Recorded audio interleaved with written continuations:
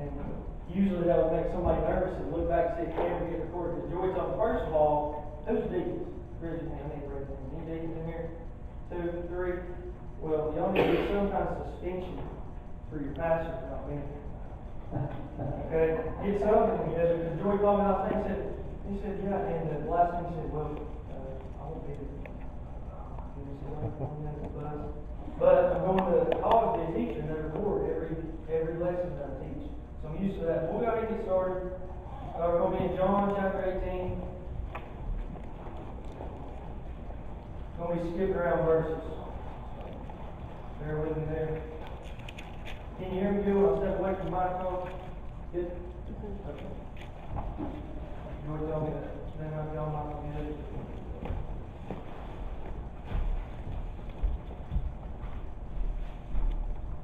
We're going to be starting here in verse 4. But I don't really do the title thing for lessons, but if I wasn't going to title, it would be what or who. Okay, and then we're going to switch the title after a little bit. We'll get into that. But start here in verse 4. It says, Jesus therefore, knowing all things that should come upon him, went forth and said unto them, whom seek ye? So, you got to think here, Jesus is talking. Judas betrayed Jesus and his people. He had officers and people that they all betrayed Jesus. They wasn't on his side, obviously. And they were questioning Jesus throughout this passage, asking, do you consider me a Jew? Because, that Jesus was a Jew. And they were saying, do you consider me a Jew? Well, here he says he went up and they said, Jesus himself says, whom seek you? So, right there is a question from Jesus himself. Who do we seek? In our daily walk. Not just at church, but when I go to work today. When Melvin goes, when he went to work. When he goes out, what about with our families? When we go home at night. When we come home from work. When we get up in the morning before we leave.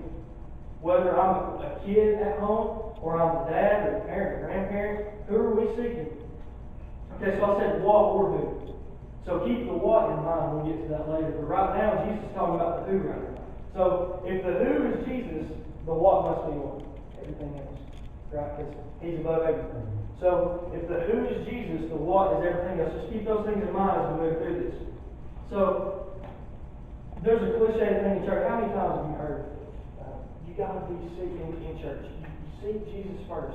Seek ye first the kingdom of God. You hear it all the time, do you know?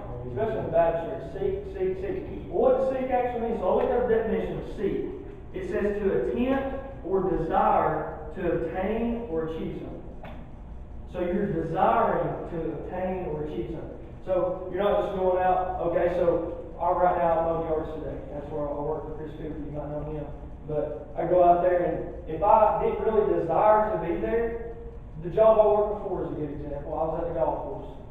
I didn't desire to be there. Every day I got up, you can ask my family, I did my job, but I didn't like it. I was ready for 2:30 to go home. And when you don't desire to be somewhere, if you don't desire to come to church, if you come, you're just going through the motions. How many times have we heard that? Everybody's heard that. Yeah. We go through the motions all the time.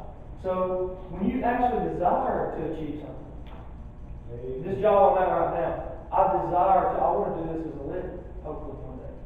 And my mom's having a hard time with that because this whole college degree thing, but I want to mow yards, but I desire that. I'm desiring that in my heart right now. And when you desire to do something, that's what's going to come to you. And he's going to reveal himself to you later. So, moving on to verse 5 here, it says, they answered him, Jesus of Nazareth. So that was their answer to that question. See, Jesus said unto them, I am he. So right there, he answers his own question. See, a lot of times Jesus answers his own questions without really having to say anything. All he had to say was, who do you seek? And he says, I am he. It don't matter who you see. I'm telling you, you should see. That's what he's saying. He says, I'm he. Who else is there? Are we seeking to come home to our families every night and be a good dad or a good brother, a good boyfriend, or a good husband, wife? All these things, if we're seeking God first, those things will fall in place. We're never going to reach that. I have a girlfriend, I can't be a good boyfriend to her if I don't seek God first. I can't go to my job every day and give an honest day's work And we know a lot of people don't do that anymore in today's time. I can't give an honest day's work if I don't seek God first. I don't have any desire. Not just to go to church, but your desire for anything comes from Him first. So, let me read that verse again. It says, they answered him, Jesus of Nazareth. So they're saying, this is who I see. But how many of us realize that I was in high school not too long ago. So you could go down the hall and you could say, okay, where are you? I'm a Christian. What about you? I'm a Christian. 95% of people are going to say I'm a Christian. So right here, people that even deny Jesus pretty much betrayed what Judas had at one point in time. He's saying, who do you seek? Oh, Jesus of Nazareth. How many of us do that? We seek Jesus of Nazareth. I'm a Christian. It's easy to say. But do we really and truly seek to attempt and achieve that goal, like that definition said? So, moving on here, it says, I'm going to go down to verse 7. It says, then ask ye them again, whom seek ye? So Jesus is saying it again. He's doubled up on what he said in verse 9. But he's asking this to Judas's officers. So, he's saying, whom seek ye? Now he said it twice.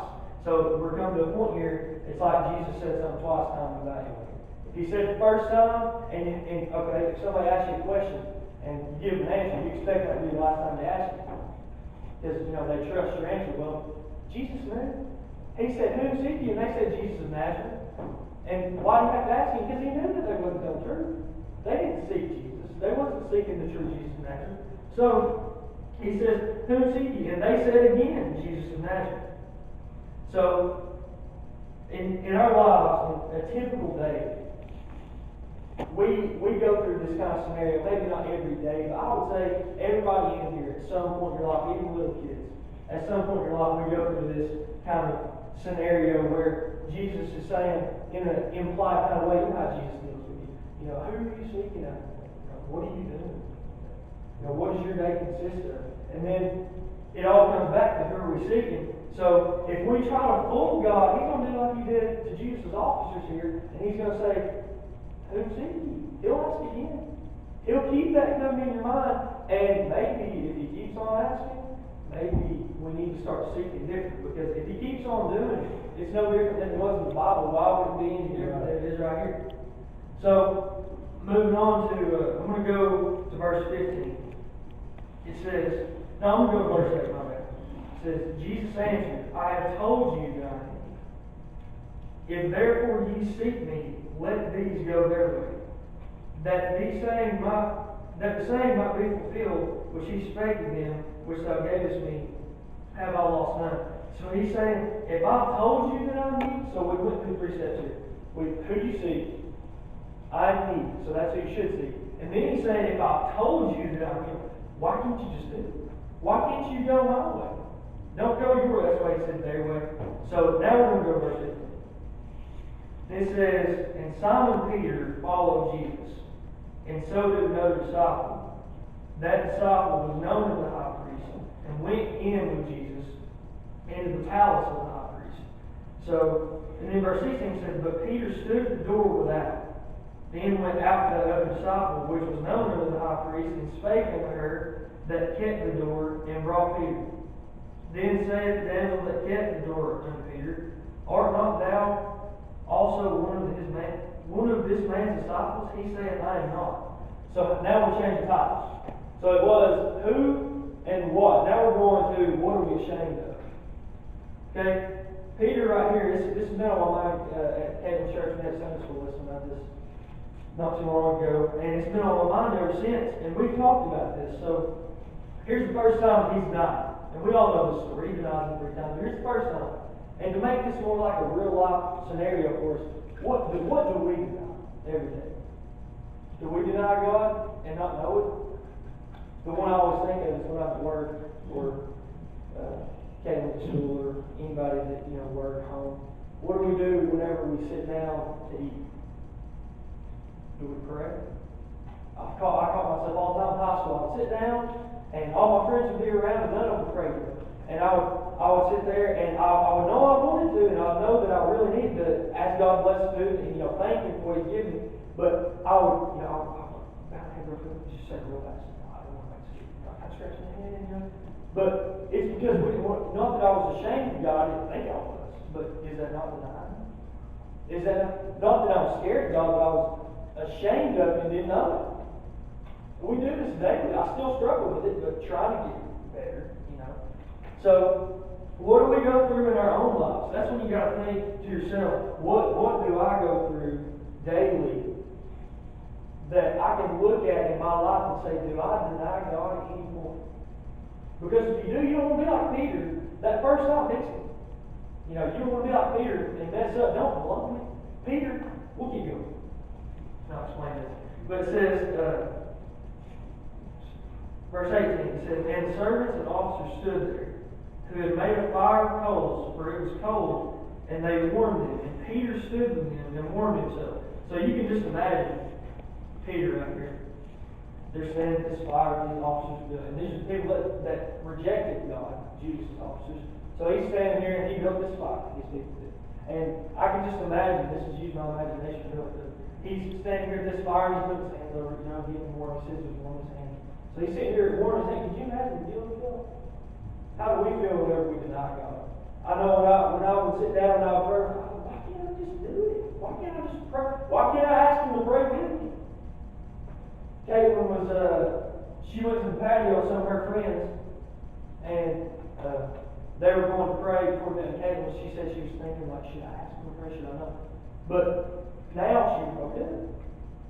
And that's what we need to do. We need to realize that when we are denying God, whether we realize it or not, whether we want to admit it or not, because is it not hard to admit, I'm denying God? The person you come to church and sit in the pew for, the person that you go out and do your job for, the person that you raise a family for, that you're married for, everything you do is for God, whether we like it or not. Right. So if you deny that, it's hard to admit, no way, not me.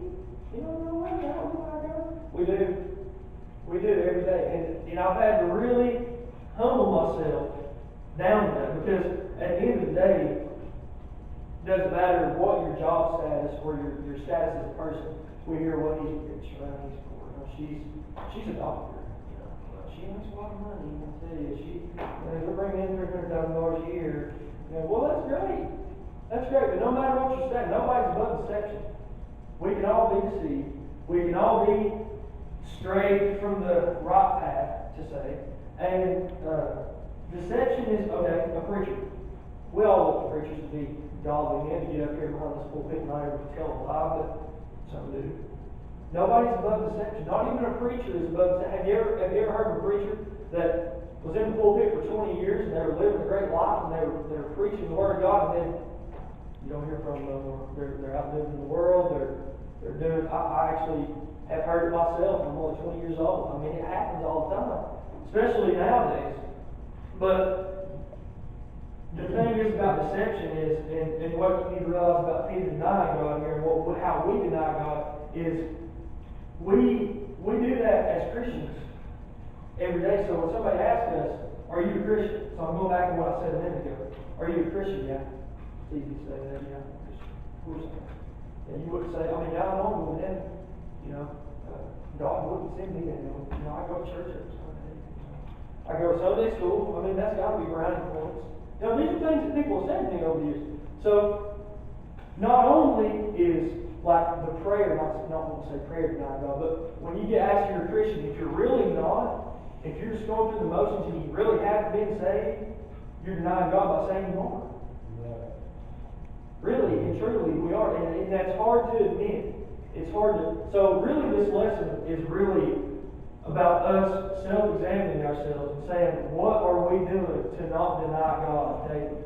Because whether we like it or not, I don't do things in my family can say, I really don't care what people think about me. I really don't. But I care if they see in me. You know, it's not about the perception outside. Well, I don't really like him. That's fine. They don't have to like you either, but as long as they can see that you're not denying God and that you're living for Him and that your daily walk is in His path and you're not letting that deception that's in the world everywhere get to, that's the main part. So let's keep going. Verse 18 here says, or no, 19 says, the high priest then asked Jesus of his disciples, and of his doctrine. Jesus answered him, I spake openly to the world. I ever taught in the synagogue and in the temple, where the Jews always resort, and in secret have I said nothing. Okay, so what he's saying here is, Jesus saying, look, I've talked to the world. I've let everyone in the world know what I'm about, the truth that I'm giving you, everything that I represent, I've let the world know that. Nobody is vulnerable, or everybody's vulnerable to my word because it's given to them. Nobody has a mask over and say, I didn't hear the word. It's there. God has given it. He's saying, I'll give you the word, and in secret have I said that. Nothing's a secret with God.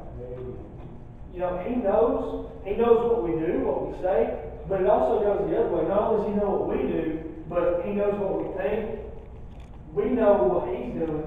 He's working in heaven right now to make us the best person we can be. So if we have the source of all sources, we should be looking for that more often. And the point I wanted to let's go to verse 1. Why askest thou me? Ask them which heard me. What I have said unto them, behold, they know what I said. So he's saying here, he says, why are you asking me? Jesus is saying that. He said, why would you ask me?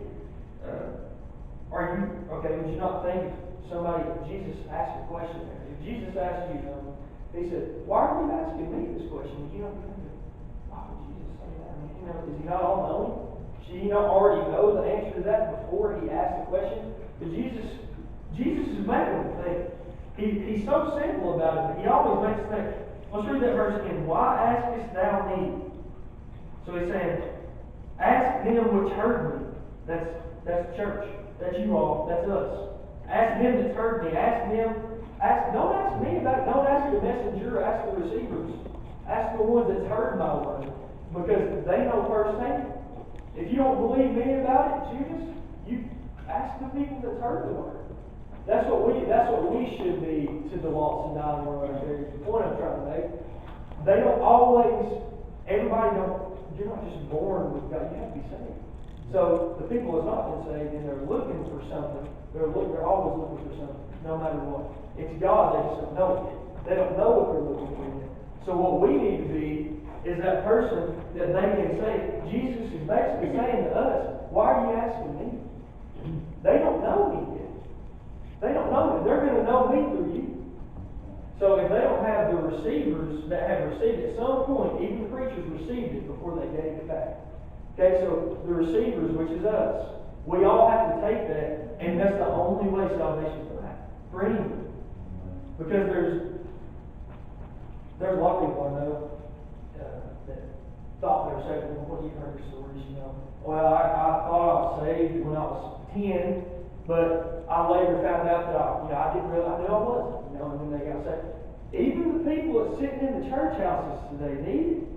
Not just they're receiving it, but there's a difference in receiving it and hearing it.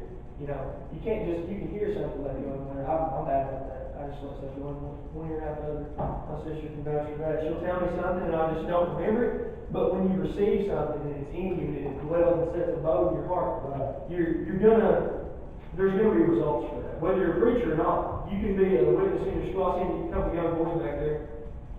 And I know Joey has grandkids. And even kids of that age can be a witness. See, this life that we're living here, we're going to deny God's Son, whether we need to or not, or whether we should or not.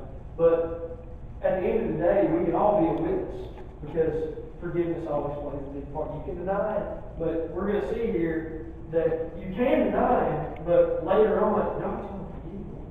So, 22. And when he had thus spoken, one of the officers who stood by struck Jesus with the palm of his hand, saying, answerest thou the high priest's son? So he's basically saying, your answer wasn't good enough. Your answer wasn't good enough. Saying, ask the people that's heard it. No, we want to know what you say, Jesus. You're the only person that I'm going to listen to. I don't want to hear what they got to say. They're just people like me. They're the ones that heard the word. I heard it too. I want to hear it from your mouth. So compare that to today. We can't physically see Jesus. We have to believe it by faith. So these people didn't want to have faith. They know, I want from you. So it would be just like if Banana, I don't have a hard time believing. If Jesus don't come back these people are saying, I got to hear it from the dog's mouth. It's got to come from you, Jesus. So they're saying, and he smacked him. And then the next verse says, Jesus answered him, if I have spoken evil, bear witness of the evil. But if well, why smitest thou me? So he's saying, if I've spoken well, if I've told you the truth, if I've given you the word of God, or it's the gospel, and you know what there is to do with your life, and you know that you need to be saved, and you know there's only one way to salvation, if you know all of this, then why would you smite me? But if I talk bad, that's what he's saying. He's leaving it up to him. That's how confident he is that he's right and that his word is true. He's saying, if I'll talk bad, if what I've been telling you is not true, if this Bible that we read so much and come to church for, if it's not true, it's fine. That's what he was telling the officers, that's fine. He said, I'll take it. He said, I'll take it, because at the end, he said, I know my word will stand. So, look at verse 24, says, 25. And Simon Peter stood and warned himself. They said therefore unto him, art not thou one of his disciples? He denied it and said, I'm not. So now we're at that second time. So, given another example of something like that we neglect, something that we deny God with. So we talked about praying before we eat, and that's just a little example. Well, here's a little bit bigger. What about prayer? Neglecting prayer, is that not denying God? I would think so. Not praying. Yesterday I caught myself. I had a lot to do.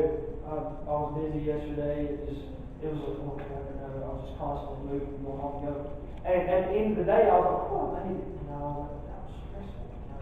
But then I thought, how many times have I prayed about that? Is that not denying God whenever we have the source of all sources and we don't use it? That would be like saying, okay, Seth, you can buy a new pair of shoes and here's $100 and you try to buy it without $100.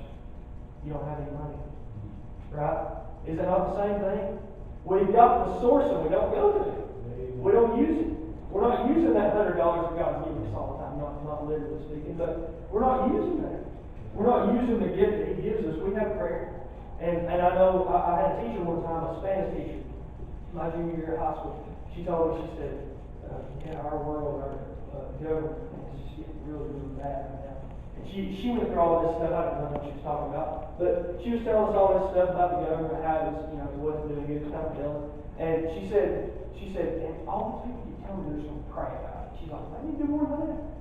They need to get up and do something. But we underestimate the power of prayer. We do think sometimes, I know I've caught myself, especially in my younger years, I would be praying and I would be like, are you kidding me? Like, am I doing this? Because how many times have you prayed something and it's not really been your time? Anybody vouch for that? Everybody can vouch for that.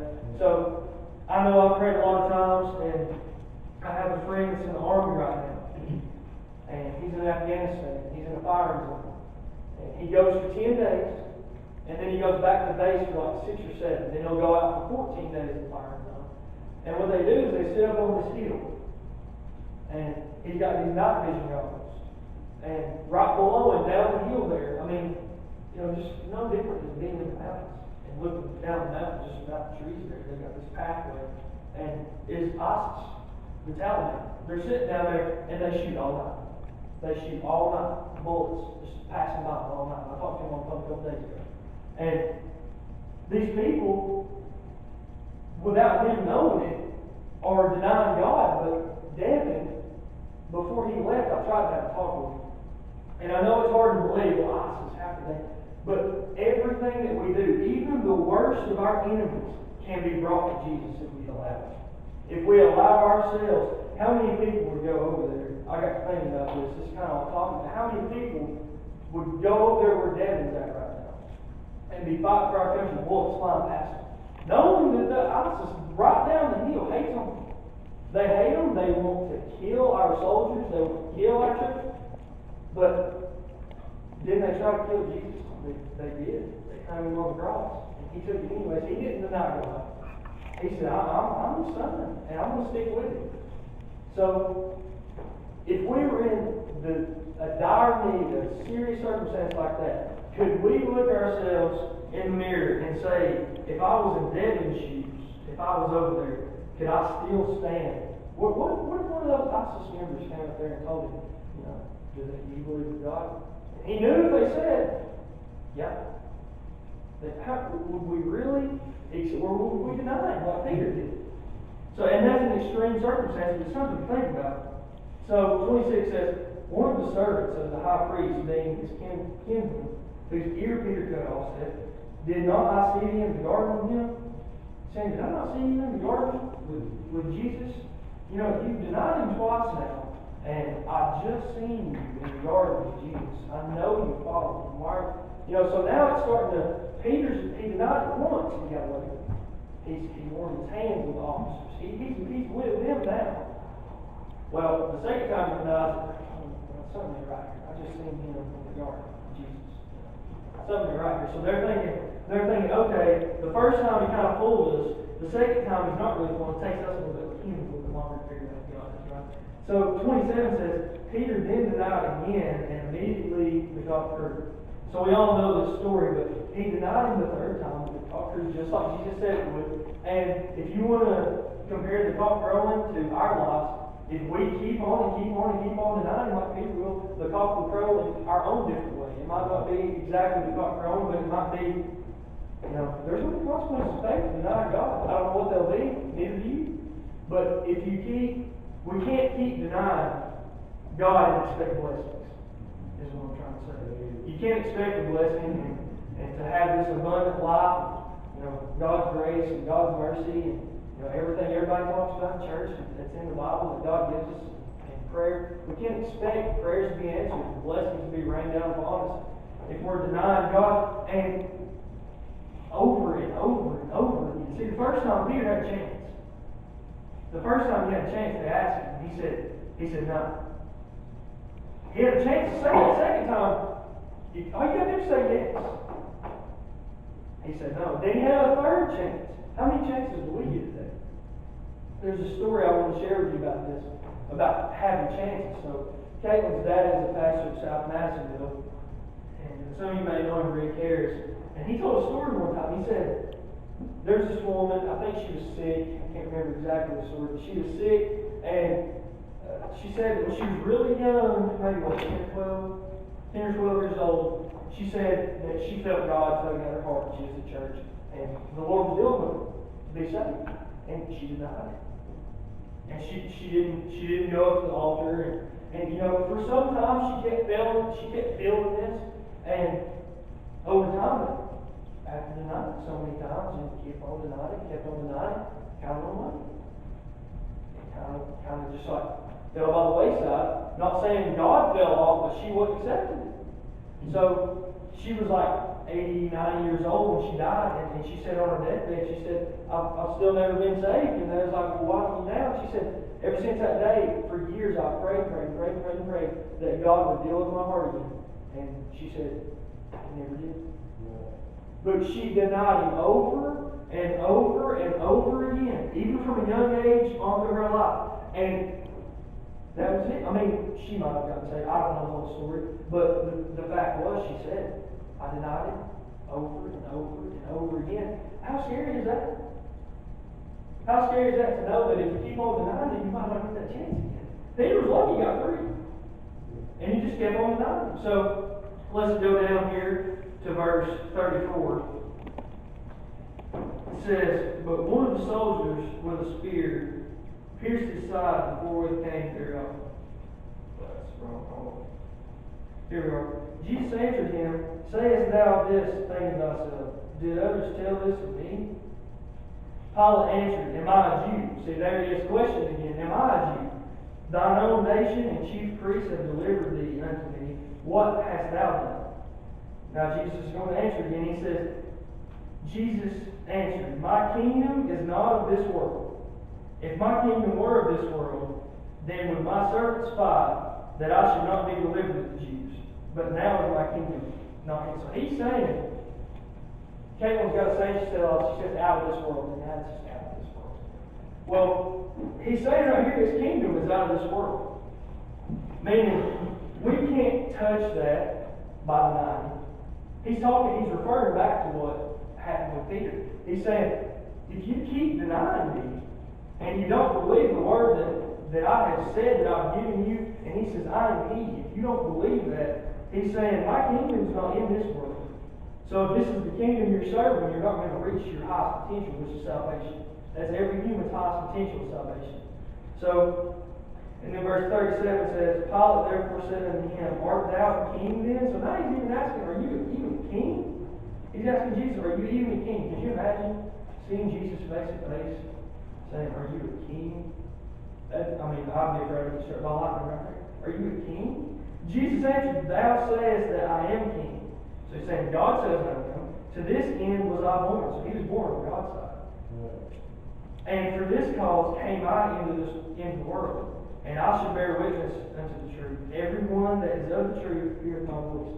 So what this verse is saying is if you're not of the truth, if you don't believe the truth that we talked about tonight, and you stay away from denying it, he says, if you do deny him, you don't believe that he is who he says he is. When he says, I am he, if you don't believe that, it says, everyone that is of the truth heareth my voice. So if the ones that are of truth hears his voice, what would that mean for the ones that are not of truth? Somebody? They're not going to hear his voice, right? Jesus pretty simple. That's what he's saying. He's saying, if you're of the truth, you'll hear me. If you're not, you won't. Period. I can bet you bottom dollar that in these red letters, that if you're not of the truth, you're not going to hear his voice. That's what it tells me. So, that's really all I have tonight. Let me come out here and share a little bit with you. And hopefully you got something out of it. If you didn't, I believe I did. And I really do appreciate you having me tonight. So I'm going to turn it back over to you.